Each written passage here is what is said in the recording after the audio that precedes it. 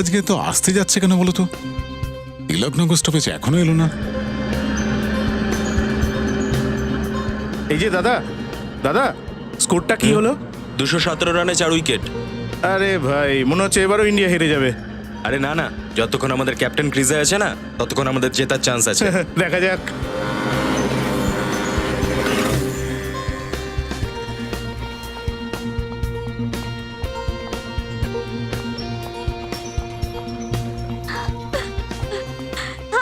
High. আজকে তুইও late? না ইয়ার, আমি তো টাইমেই এসে গেছিলাম, কিন্তু কি জানি বাসটা লেটে আসছে। থ্যাংক গড যে আজ বাস লেট করেছে। কি জানি আজকে বাস কেন লেট করছে, সব সময় তো টাইমেই আসে না। দেখ না, শহরে ট্রাফিকের ভিড় এত দিন দিন বেড়ে যাচ্ছে যে কে কি করতে পারে বল। এই জন্য বলি বেবি, একটা গাড়ি কিনে ফেল। এই প্রতিদিনের না বাসের ঝামেলাটাই মিটে যাবে। না বাবা না, আমার বাড়ির ইএমআই মেটাতে গিয়েই আমার স্যালারির অর্ধেকটা খরচ হয়ে যায়। তো গাড়ি নিলে আমি শেষই হয়ে যাব। তাহলে তোর বসকে কেন বলছিস না স্যালারি বাড়ানোর জন্য? আর তাছাড়াও তোর কোনো কথাতে তো উনি আর না বলেন না। না না, এমন কিছু না। আরে বাস এসে গেছে।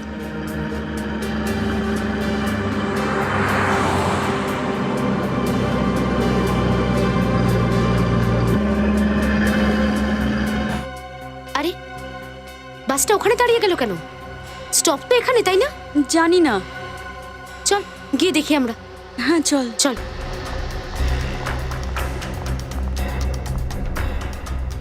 দরজাটা খুলুন। আরে দাদা, দরজাটা খুলুন। এই কেউ খুলছে না তো।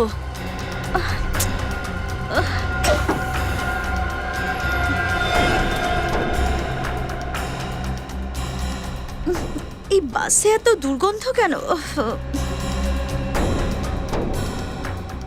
সবাই বাসে ঘুমোচ্ছে নাকি? ব্যাপারটা কি বুঝতে পারছি না কিছু।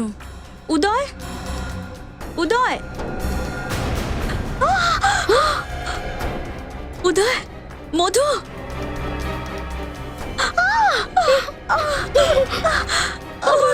এরা সবাই তো মারা গেছে।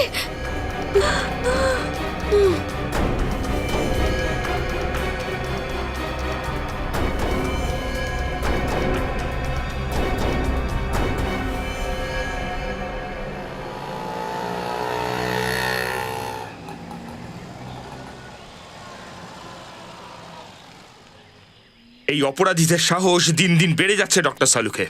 একটা নয়, দুটো নয়, বাসের সমস্ত লোককে একসাথে মেরে ফেললো। হ্যাঁ ভাই, জানি না কি সব ঘটছে। সামান্য সামান্য কারণে ঝগড়া, মারামারি, ভেরি ব্যাড। কি হলো, কিছু জানা গেল? না স্যার, এখনো ভেতরে চেকিং চলছে।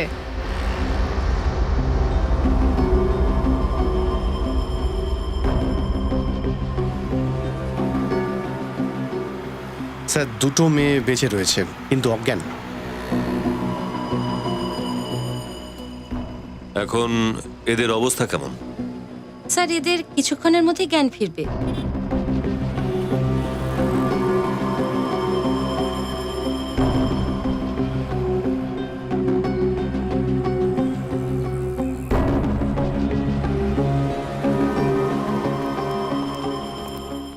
কি বুঝলেন?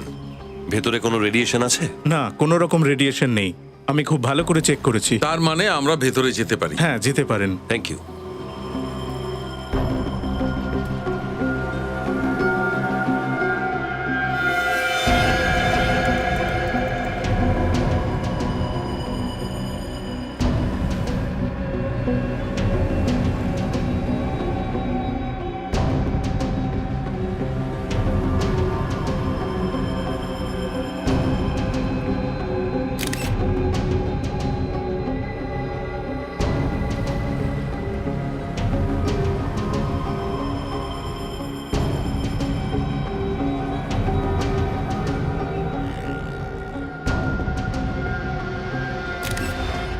ব্যাপারটা তো বিষেরই মনে হচ্ছে ডক্টর সালুকে।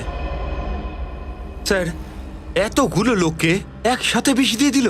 আমার তো মনে হয় এই বাসের হাওয়ার মধ্যে বিষাক্ত গ্যাস ছড়িয়ে গেছে, যার কারণে এরা মারা গেছে। সালুকে স্যার, আপনার কি মনে হয় এটা কি গ্যাস হতে পারে? এখন তো পরীক্ষা করার পরই বোঝা যাবে এটা কি ধরনের গ্যাস।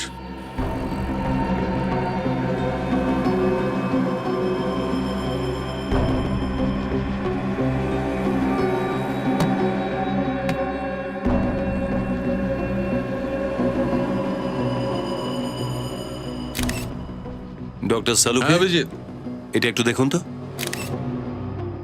এই গ্রিন কালারের যে সাবস্টেন্সটা রয়েছে, এটা কোনো বিষাক্ত কেমিক্যাল নয় তো? হতে পারে অভিজিৎ। অফিসার্স, দুটো মেয়ের মধ্যে একজনের জ্ঞান ফিরে এসছে। ফ্রেডি, সচিন, তোমরা পুরো বাসটাকে খুব ভালো করে চেক করো। দেখো এই বিষাক্ত কেমিক্যাল কোথা থেকে এলো, চেক করো। শ্রেয়া, স্যার। কথা বলতে পারি ওদের সাথে? হ্যাঁ, কথা আপনি বলতেই পারেন। আপনার শরীর কেমন আছে এখন? আমি ঠিক আছি স্যার, কিন্তু এসব হলো কি করে? এটা তো আপনারাই বলবেন।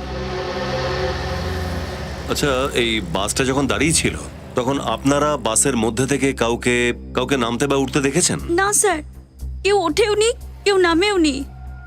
যখন বাসের দরজাটা খুললাম, ভেতরে ঢুকে দেখলাম সবাই মরে পড়ে আছে। মনে হলো যেন আমরা শ্মশানে ঢুকেছি। আর স্যার, তারপরে আমরা অজ্ঞান হয়ে যাই স্যার। ঠিক আছে, থ্যাংক ইউ ভেরি মাচ। আপনি ওনাদের হসপিটালে নিয়ে যান। হ্যাঁ।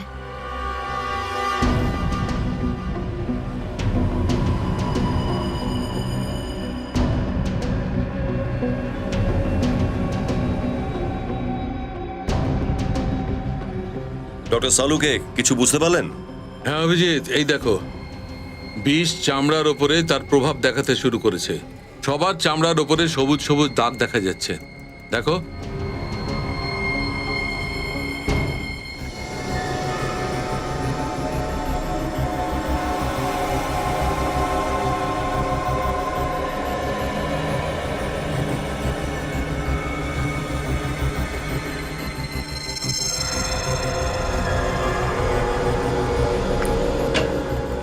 হ্যাঁ ডক্টর সালুকে, জানা গেল এত লোক একসাথে কি করে মরলো? হ্যাঁ দা, আমি টেস্ট করে নিয়েছি।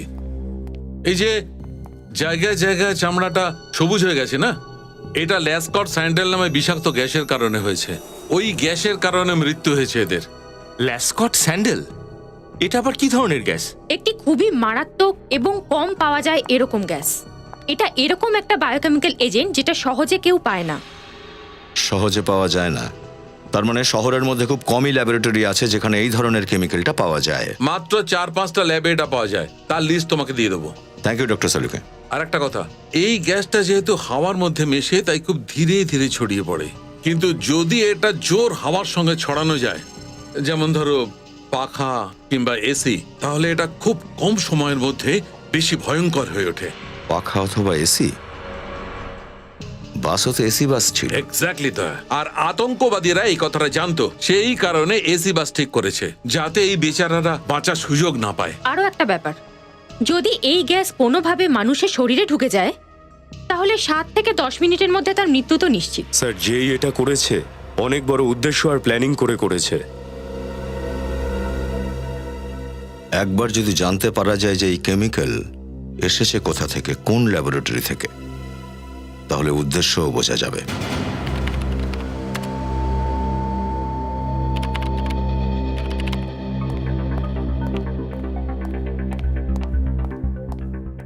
কি জানতে পারলে? সমস্ত ল্যাবকে ইনফর্ম করেছি, যখনই জানা যাবে কেমিক্যালস কোথা থেকে গায়েব হয়েছে ওরা আমাদের ইনফর্ম করে দেবে। স্যার, আমি মোটামুটি প্রত্যেক প্যাসেঞ্জারের ডিটেলস চেক করলাম। নিজেদের মধ্যে কারোর কোনো সম্পর্ক নেই, প্রত্যেকেই আলাদা আলাদা জায়গায় কাজ করতেন। কেউ ব্যাংকার, তো কেউ ডক্টর, তো কেউ অ্যাকাউন্টেন্ট। যদি একটাই জিনিস ওদের মধ্যে কমন ছিল, তাহলে সেটাই যে ওরা একই বাসে ট্রাভেল করছিল। আমার তো মনে হচ্ছে এর পেছনে কোনো আতঙ্কবাদী সংগঠনের হাত রয়েছে, যারা মানুষের মধ্যে আতঙ্ক ছড়াতে চাইছে। আতঙ্কবাদী সংগঠন? স্যার, বম ব্লাস্টের পরে এটা নতুন কি নীতি নিল ওরা? আজ তো বাসের মধ্যে হয়েছে, কাল তো শহরের যে কোনো জায়গায় ঘটতে পারে, যে কোনো জনবহুল এলাকায়। স্যার, ডক্টর সালুকে বলছিলেন যে ওই কেমিক্যালটা হাওয়ায় ছড়িয়ে পড়ে। হতে পারে ওই কেমিক্যালটা বাসের এসির মাধ্যমে ছড়ানো হয়েছে। হতে পারে। আর এটাও হতে পারে যে কোনো একটা ব্যাগের মধ্যে জিনিসটা রাখা ছিল। হ্যাঁ স্যার, আর ওই ব্যাগটা বাসের মধ্যে রেখে পরে স্টপে ওরা হয়তো নেমে গেছিল। ওই বাসের টিকিটের মেশিনটা নিয়ে এসো, দেখো কত লোক ছিল বাসের ভেতরে। স্যার, এটাও তো হতে পারে ওই আতঙ্কবাদী সুইসাইড স্কোয়াডের হতে পারে। আর প্যাসেঞ্জারের মধ্যে ও নিজেও মরে গেছে। হতে পারে। বাসের ভেতর যতজন লোক ছিল তাদের সবার বডি শনাক্ত হয়েছে? না স্যার, এখনো কিছুটা বাকি। স্যার, সব শুদ্ধ ৩৫ জন লোক ছিল বাসে। ৩৫ জন, আর আমরা লাশ পেয়েছি ২২ জনের। তার মানে ১৩ জন লোক বাস থেকে নিচে নেমেছিল। আর স্যার বাস যেখান থেকে ছেড়েছিল সেখান থেকে তিলকনগর যেখানে বাস পাওয়া গেল টোটাল 5টা বাস স্টপ ছিল। তাহলে ১৩ জনের ব্যাপারে খোঁজ নিই, যারা 5টা স্টপেজে নেমেছিল। বাসটাকে খুব ভালো করে পরীক্ষা করতে হবে, আর বাসের ভেতর যে ব্যাগগুলো পাওয়া গেছে সেগুলো চেক করতে হবে।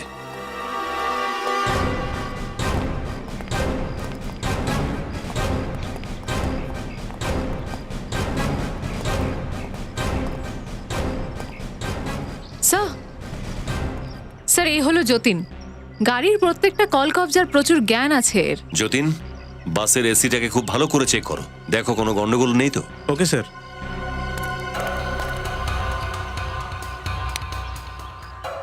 এসির ভেন্টিলেশন চেক করো, দেখো কোনো সবুজ রঙের কিছু পাও কিনা।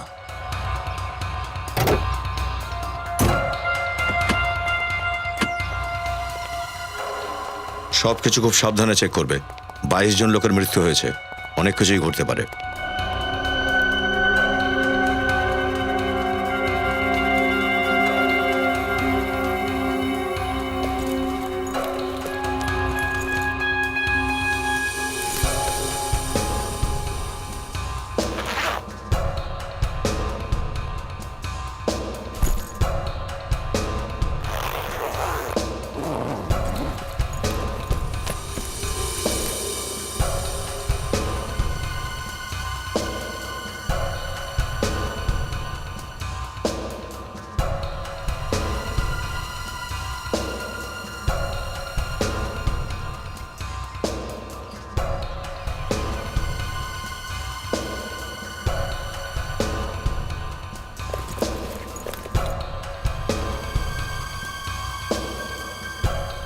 রেডি, এক মিনিট।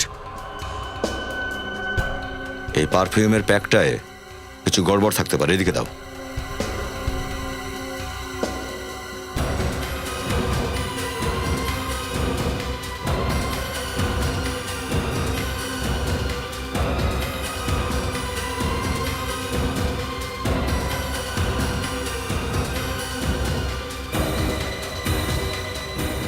না,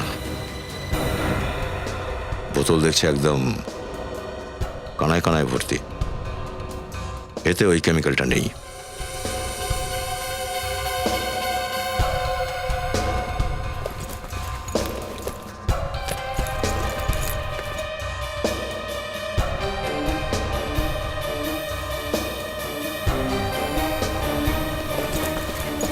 স্যার এই ব্যাগগুলোতে তো কিছু নেই। স্যার এদিকেও কিছু পাইনি। না স্যার, কিছুই নেই।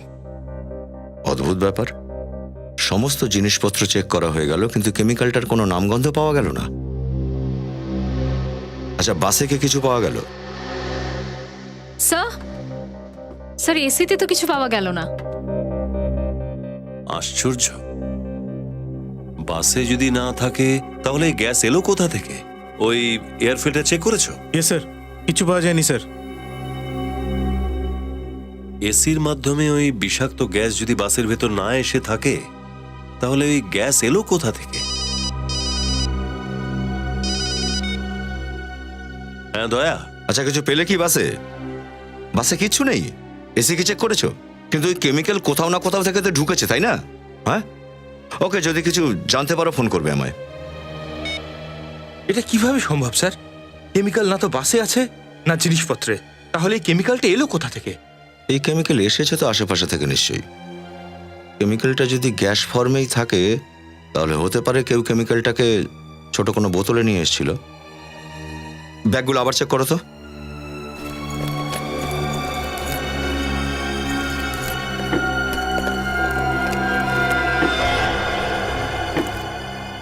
স্যার, এই ব্যাগটার মধ্যে কিছু আছে?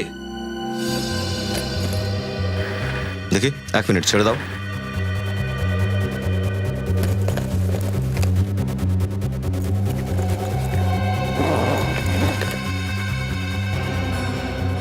এই দেখো,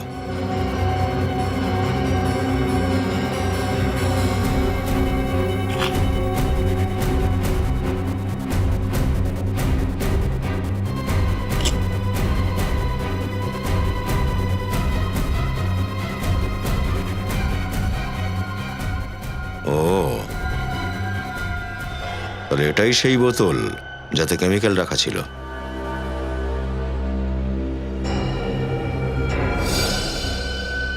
স্যার ব্যাগের ভেতরেও সবুজ রং লেগে রয়েছে।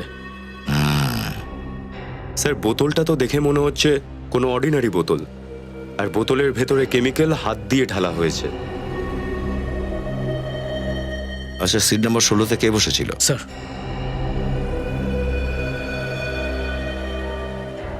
স্যার সিট নাম্বার 16-তে ওই রাজেশ আছে স্যার। রাজেশ? তাহলে রাজেশই সন্ত্রাসবাদী? না না, এমন হতে পারে না। আমার ছেলেরা আতঙ্কবাদী হতে পারে না। দেখুন, আমরা এটা বলছি না যে আপনার ছেলে আতঙ্কবাদী। আমরা শুধু এটা বলতে চাইছি আপনার ছেলে রাজেশের ব্যাগ থেকে আমরা ওই বিষাক্ত গ্যাসের বোতলটা পেয়েছি। না, নিশ্চয়ই কেউ ওই বোতলটা আমার রাজেশের ব্যাগে রেখে দিয়েছে। আমার ছেলেটা তো খুব ভোলাভালা ছিল স্যার। আমার ছেলেটা তো সফটওয়্যার ইঞ্জিনিয়ার ছিল স্যার।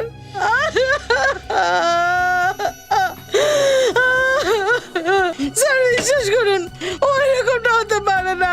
এরকমটা হতেই পারে না স্যার, হতেই পারে না। স্যার ভেতরেও কিছু পাওয়া গেল না। দেখেছেন স্যার, দেখেছেন? এখন বিশ্বাস করলেন তো যে আমরা ভদ্রলোক? বাবা, একে তো ছেলের মৃত্যুতে আমরা শেষ হয়ে গেছি, আর তার উপরে এইরকম একটা অভিযোগ। আপনারা কিন্তু আমাদের ভুল বুঝছেন।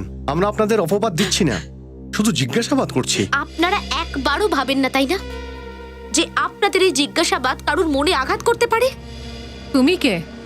মেঘা, রাজেশের বান্ধবী। অফিসার, কিছু জানতে পেরেছেন? মানে রাজেশ আর ওর বন্ধুদের মৃত্যুর জন্য কে দায়ী? কি ওই বাসে রাজেশের বন্ধুরাও ছিল? হ্যাঁ, ওই বাসে তোর 7 জন বন্ধু ছিল যারা ওর সাথে অফিসে কাজ করত।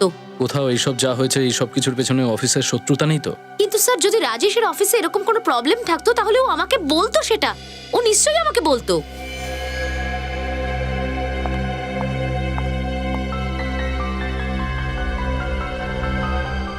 এই অ্যাসথামার পাম্পটা কার? রাজেশের। কি রাজেশের আস্থামাও ছিল? হ্যাঁ স্যার, খুব সিরিয়াস অ্যাস্তমা ছিল। কিন্তু আস্থামার পেশেন্টরা এই ধরনের পাম্প সবসময় তো নিজেদের সঙ্গেই রাখে। আগে কিন্তু স্যার আমরা রাজেশের ব্যাগে বা ওর পকেটে অ্যাসথামার তো কোনো পাম্প পেলাম না। সেটা কি করে হতে পারে স্যার? আমার ছেলে রাজেশ অ্যাস্তমার পাম্প ছাড়া বাড়ির বাইরে বেরোতই না। এটা তো এক্সট্রা, এমার্জেন্সির জন্য ঘরে রাখা ছিল। আচ্ছা, এরকমটা নয় তো ওই ব্যাগটা রাজেশের ছিলই না? ব্যাগটা চেঞ্জ করা হয়েছিল? হ্যাঁ স্যার, উনি ব্যাগ বদলে দিয়ে তিলকনগরের একটা বাস স্টপ আগে, মানে শ্যামনগর বাস স্টপে হয়তো নেমে গেছিল। অজিত, আন্দাজটা একদম ঠিকই ছিল। ওই বিষাক্ত কেমিক্যালটা এই বোতল থেকেই দেওয়া হয়েছিল। স্যার, এই ছোট বোতলের 22 জন মারার মতন ক্ষমতা রয়েছে। মগজ বড় না মোষ? কি ভাই, কোন চিন্তায় ডুবে গেলি? মসি তো বড় হয় না। দেখ, মগজ তো ছোট্ট একটা মাথাতেও থাকতে পারে, কিন্তু মোষকে রাখার জন্য এত বড় একটা খাটালের প্রয়োজন হয়। স্যার, কি বুদ্ধি আপনার! হয়েছে তো, আগে একজন ছিল, এখন 2 জন হয়েছে। স্যার এটা কাজ কি করে করে? দেখো, এই বোতাম একটা তার দিয়ে এই ব্যাটারির সঙ্গে জোড়া আছে। যখন এই বোতামটা চাপা হয়েছিল, এই তারটা গরম হতে শুরু করে। এত গরম হয়ে গেছিল যে পরে এটা ডিসকানেক্ট হয়ে গেছিল, ভেঙে গেছিল। আর যখন এটা পুড়তে শুরু করে তখন ধীরে ধীরে এর ভেতরের গ্যাস বাইরে বেরিয়ে আসে আর সবকিছু ধ্বংস করে দেয়।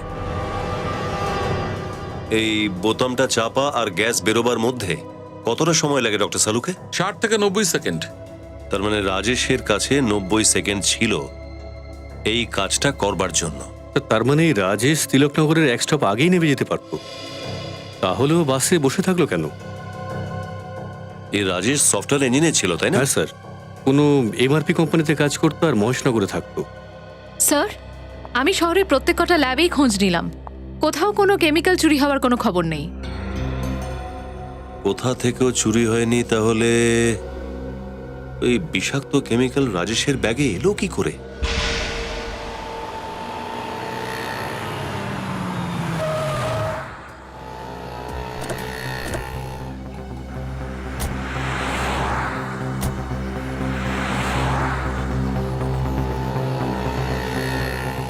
এখানে আশেপাশে তো কিছু দেখা যাচ্ছে না, না কোনো পানওয়ালা না কোনো চাওয়ালা। কাকে জিজ্ঞাসা করা যায়?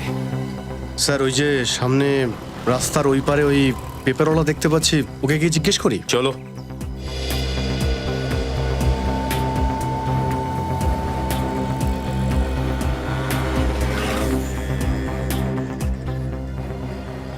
শোনো একটু, তুমি কাল সকালবেলা 8:30 থেকে 8:45 মধ্যে কোনো লোককে দেখেছো এই ব্যাগ নিয়ে এসেছিল, এই বাস থেকে নেমেছিল?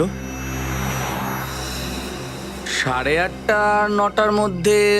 আরে হ্যাঁ স্যার, ওই সময় তো এখানে কি সুন্দর শুটিং চলছিল স্যার। তা ওটা ছেড়ে কে এই দিকে তাকিয়ে থাকবে বলুন?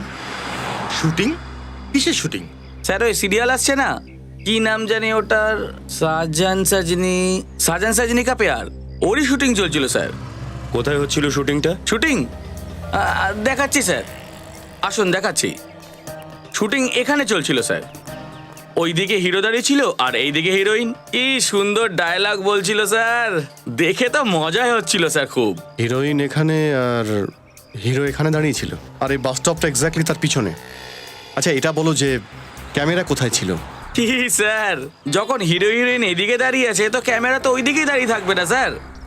ক্যামেরা ওদিকে, হিরো হিরোইন এখানে, আর ঠিক পিছনে বাস স্টপ। হয়তো বাস থেকে নামা যাত্রীদের ক্যামেরায় দেখা যাবে।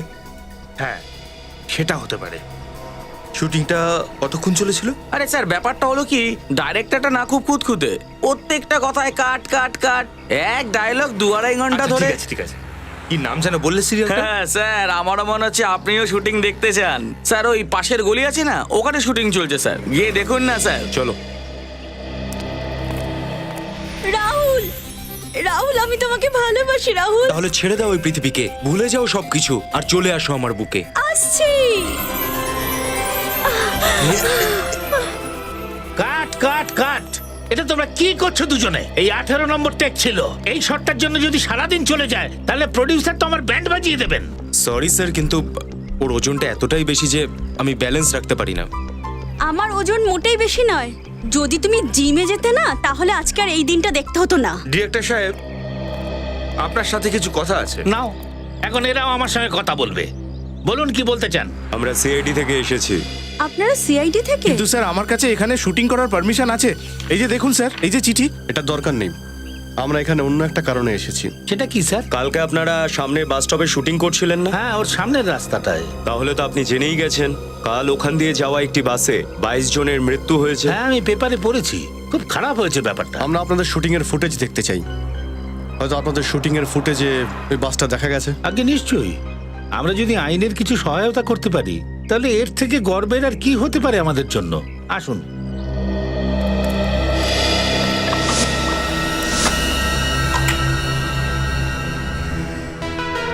আমাদের কাছে দুটো রাস্তাই আছে, কি? হয় আমাদের পালিয়ে যেতে হবে, না হলে আত্মহত্যা করতে হবে। আত্মহত্যা? কি করতে পারি আর? তুমি কি পাগল হয়ে গেছো? এটা সম্ভব নয়। এক সেকেন্ড পজ করো। ওই বাসটাই স্যার, সিয়া ট্রাভেলসের। এবার আগে প্লে করো।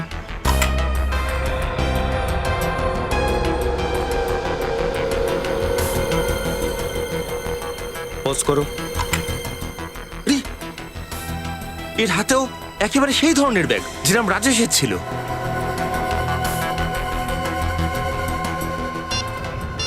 এর ফটো সব পেপারে আর নিউজ চ্যানেলে দিয়ে দাও, কেউ তো চিনতে পারবে ওকে। আবার প্লে করো।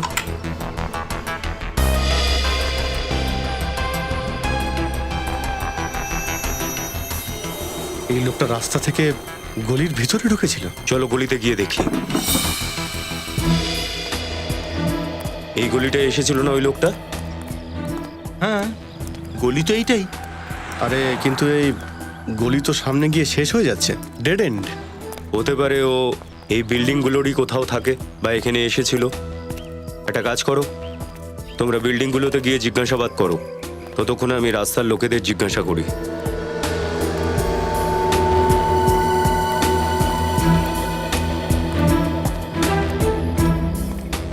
আরে ভাই, তুমি কি রোজই দোকানটা এখানে লাগাও? হ্যাঁ স্যার, সকাল 7টা থেকে রাত 9টা পর্যন্ত আমি এখানেই বসি। তাহলে তো তুমি কাল সকালে নিশ্চয়ই একটা লোককে এখানে ঢুকতে দেখেছো। তার হাতে একটা ব্যাগ ছিল। আপনি সিআইডি।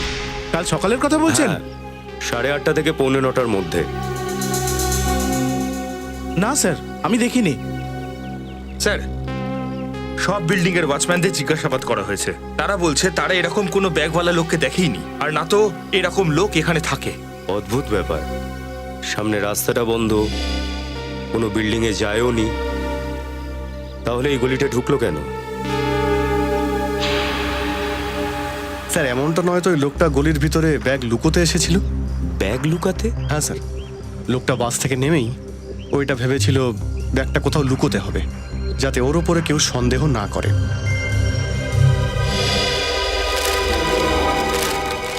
হ্যাঁ সচিন, শোনো, এর ভেতরে কোনো ব্যাগ পেয়েছো?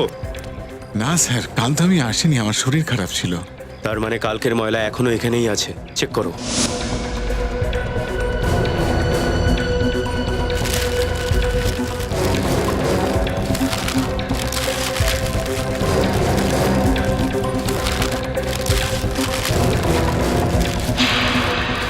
পেয়ে গেছি স্যার, এই হলো সেই ব্যাগ। সাবধানে, ভেতরে কিছু থাকতে পারে।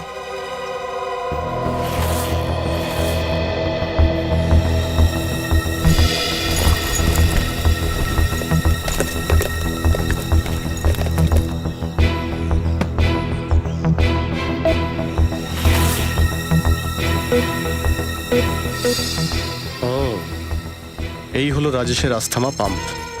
এই ব্যাগটা রাজেশেরই। স্যার, ডক্টর সারিকা রাজেশের ব্যাগের ওপর থেকে একজন বিশেষ ব্যক্তির আঙুলের ছাপ পেয়েছেন। আচ্ছা, সে কে? স্যার, মুন্না নামের এক পুরনো অপরাধী 2 বছর আগে বন্দুকের স্মাগলিং করতে গিয়ে ধরা পড়েছিল। মুন্না? পঙ্কজ, কম্পিউটারে ডেটা চেক করো, বের করো এই মুন্নার ইতিহাস। মুন্না? স্যার, মুন্না বহুত দিন ধরেই সব প্ল্যানিং করেছে, রাজেশের উপর নজর রাখতো, আর ঠিক রাজেশের মতো একটা ব্যাগই বাজার থেকে কিনেছিল, যাতে সেটা পাল্টে দিতে পারে। স্যার, এটা দেখুন, স্মাগলিং ছাড়াও মুন্না সুপারি নিয়ে খুনও করে, কিন্তু ওর কোনো অ্যাড্রেস নেই।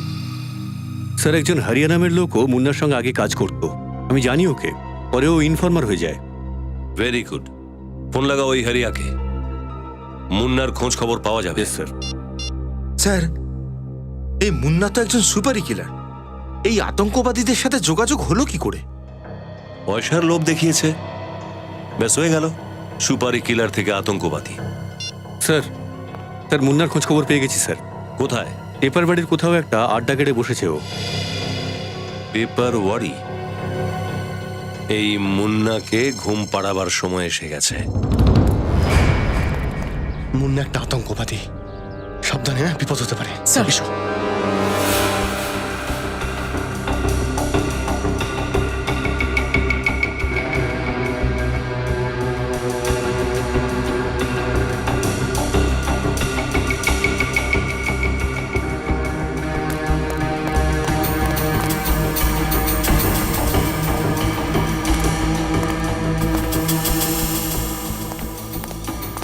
কেউ নেই স্যার। কেউ নেই?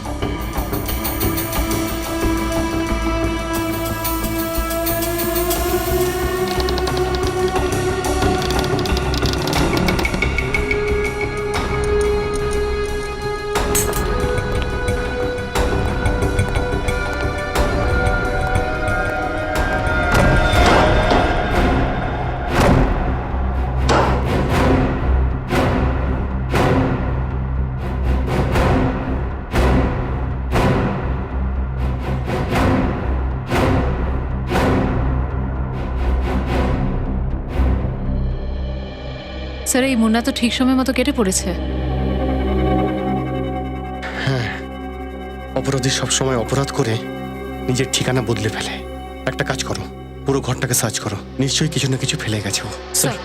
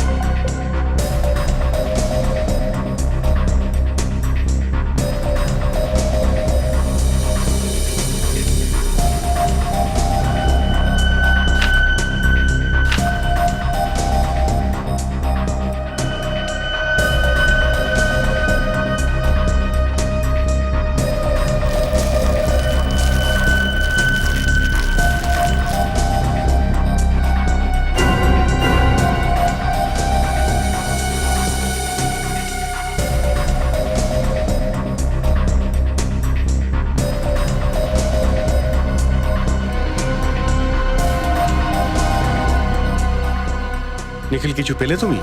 স্যার এই প্যাডের ওপর কিছু একটা লেখা হয়েছিল কিন্তু কিছু বোঝা যাচ্ছে না ভালো করে। এটাকে নিয়ে নাও, দেখো যদি কোনো কাজে লাগে। স্যার হ্যাঁ শ্রেয়া, হ্যাঁ বলো। স্যার স্যার বাসের টিকিট পেলাম।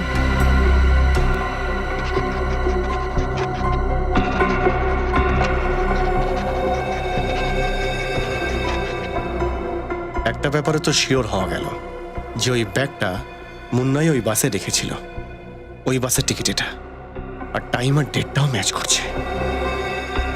কিন্তু এটা কি, মুন্নাই বাসে ইন্দিরানগর থেকে উঠেছিল, এখান থেকে নয়। কিন্তু স্যার মুন্নার এনডি নগরে যাওয়ার কি দরকার ছিল?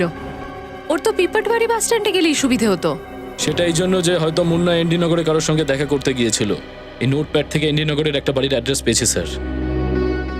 এনডি নগর, আমাদের পরের লক্ষ্য এনডি নগরের এই বাড়িটা। হতে পারে মুন্নার এটা নতুন ঠিকানা। Welcome to Bitten world, how may I assist you? নতুন ফ্ল্যাটের জন্য একটা স্ট্যান্ড ফ্যান আর কুলার নেব। এই পচা গরম থেকে একটু স্বস্তি চাই। বাজার চলতে সব ব্র্যান্ড তো আর ভরসাযোগ্য নয়। তার জন্য তো আমাদের ফ্যান আছে, all purpose bullet table fan, ceiling fan. আমাদের সিলিং ফ্যান কিন্তু 30 মাসের ওয়ারেন্টি সহ পাওয়া যায়। আছে ফারাটা 2 বছরের ওয়ারেন্টি, 17 থেকে 20 মিটার এয়ার ফ্লো, মধ্যবিত্তের সাধ্যের মধ্যে একমাত্র ভরসাযোগ্য ব্র্যান্ড বিটেন। আমাদের কুলারের কিন্তু অনেক range, 45 litres, 50 litres, 70 litres, 90 litres, 110 litres. Honeycomb সহযোগে বিটেনের সব কুলারের ওয়ারেন্টি 1 বছর। চেনা হাওয়ায় অচেনা অনুভূতির জন্য একমাত্র আদর্শ বিটেন। গরমে স্বস্তি পেতে বিটেনের ফ্যান হোক বা কুলার, আজই আনুন বাড়িতে। Beaten, digitally yours.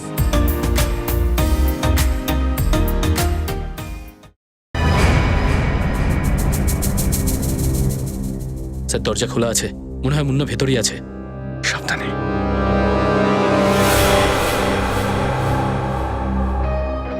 স্যার মদের গন্ধ আসছে।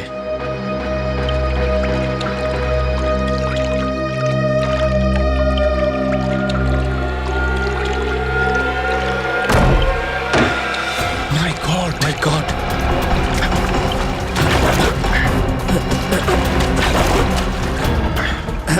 সাবধানে। স্যার মনে হয় বেশি মদ খেয়ে বাথটাবে বেহুশ হয়ে গেছিল। না নিখিল, ও মারা গেছে। এ তো মুন্না নয়, তাহলে কে? স্যার এর নাম হলো সানি। এর পাশ থেকে ড্রাইভিং লাইসেন্স পেলাম। সানি? মুন্নার মতো লোকের কাছে সানির অ্যাড্রেস এলো কি করে? একটা কাজ করো, পুরো ঘরটা ভালো করে খুঁজে দেখি আমরা কিছু পাই কিনা।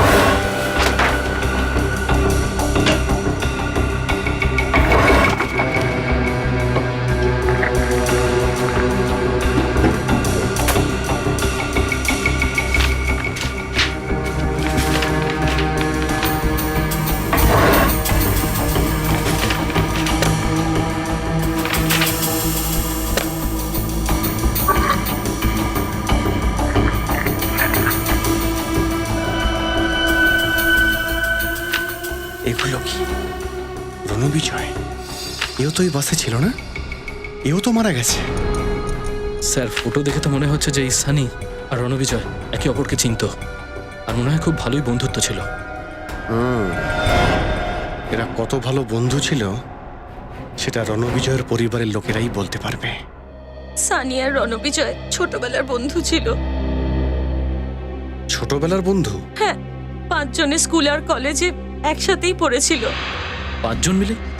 মাসিমা, আপনি কোন 5 জনের কথা বলছেন? সানি আর রণবিজয়ের আরো 3 জন বন্ধু ওই বাসেই ছিল, অমিত, উদয় আর রাজেশ। রাজেশও এদের সবার বন্ধু ছিল? তার মানে এটা কোনো আতঙ্কবাদী হামলা নয়। আমার তো এটা মনে হচ্ছে যে কেউ এদের সবাইকে এইভাবে মেরেছে। কে মেরেছে এদেরকে? এদের তো কারোর সঙ্গে কোনো শত্রুতা ছিল না। দেখুন, কারোর না কারোর সঙ্গে তো শত্রুতা ছিলই, না হলে খুনি এইভাবে ওদের মারতো না।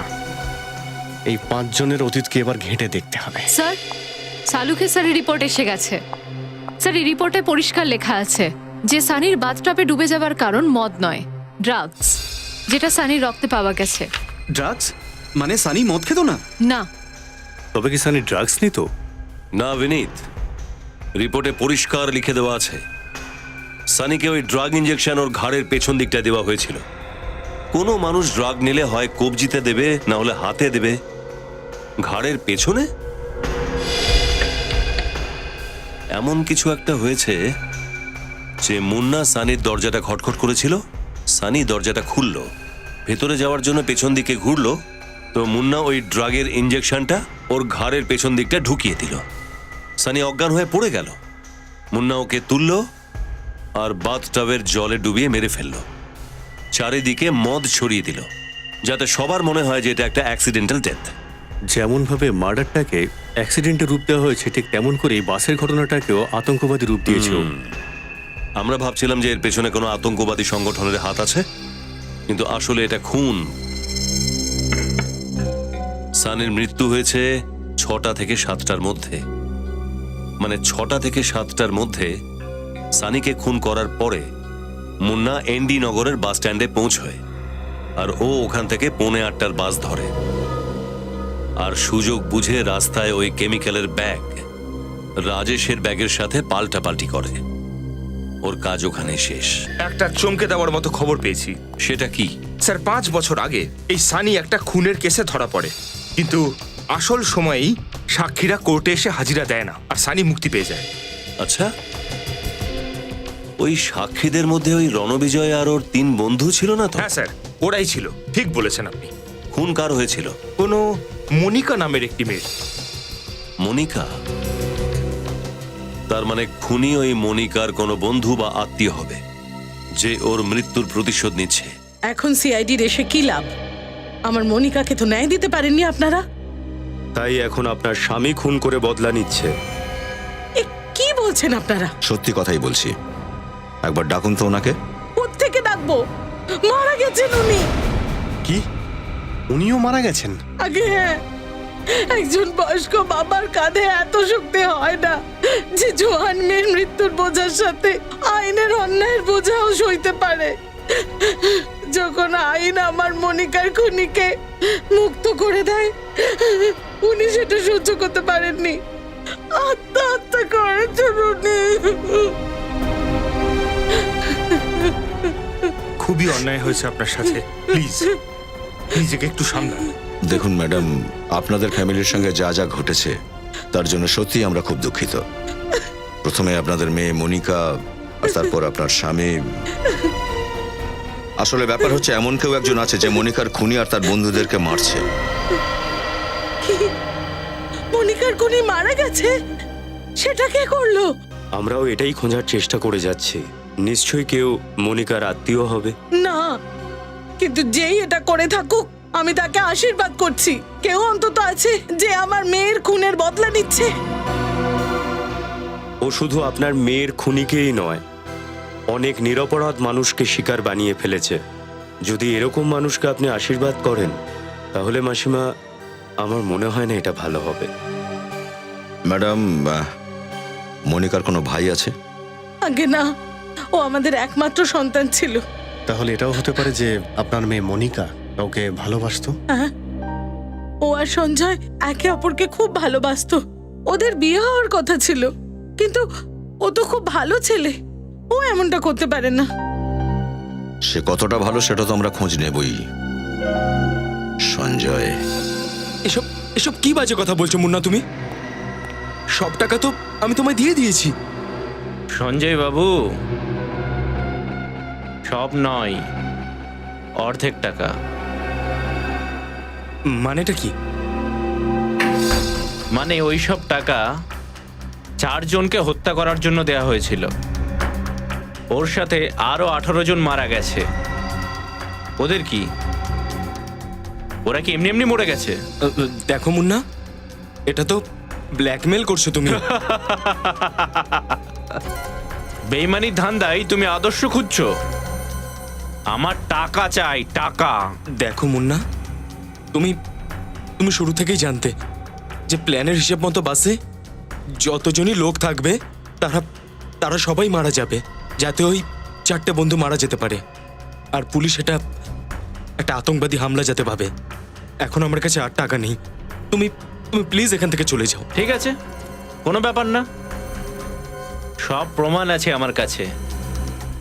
পুলিশ তোমার কাছে পৌঁছাতে বেশি সময় নেবে না। তা তুমি আমাকে ব্ল্যাকমেল করছো? দেখো, এটা ঠিক করছো না। কি ঠিক আর কি ভুল এটা তো আগে ভাবা উচিত ছিল। ঠিক বলেছ, আমার প্রথমেই ভাবা উচিত ছিল।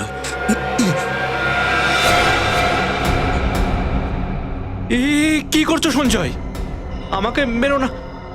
না না না মুন্না, না, হাত উপরে।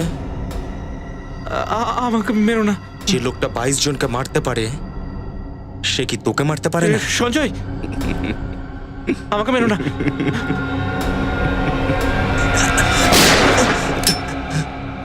সিআইডি, দাঁড়া দাঁড়া দাঁড়া বলছি।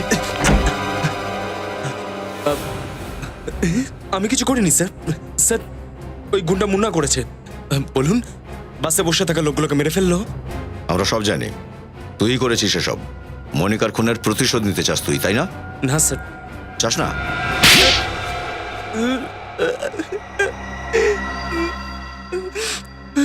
হ্যাঁ, আমি করেছি এসব। কি করতাম আমি? ওরা আমার কাছ থেকে আমার ভালোবাসা, আমার জীবন, আমার মনিকাকে আমার থেকে ছিনিয়ে নিয়েছিল। বিয়ে হওয়ার কথা ছিল আমাদের। খুনের বদলে খুন, এটা আবার কোথাকার নীতি? প্রতিশোধের নেশাতে তুমি এটা ভুলে গিয়েছিলে যে যাদেরকে তুমি খুন করেছো তারাও কারোর জীবন ছিল, কারোর ভালোবাসা ছিল। এই সমস্ত কিছু আমি এই অন্ধ আইনের জন্য করেছি। খুনিকে শাস্তি না দিয়ে ছেড়ে দিয়েছিল ওরা। কি করতাম আমি? তার জন্য আমি ওদেরকে শাস্তি দিয়েছি। শাস্তি তুমি নিজে দিয়েছো, ভুল সেটাই। আইনের উপরে ভরসা করে যদি সত্যিটা সামনে আনার চেষ্টা করতে তাহলে হয়তো মনিকার খুনিরা শাস্তি পেয়েও যেত। কিন্তু এবার তোমাদের দুজনের শাস্তি হবে, আর সেটা ফাঁসি।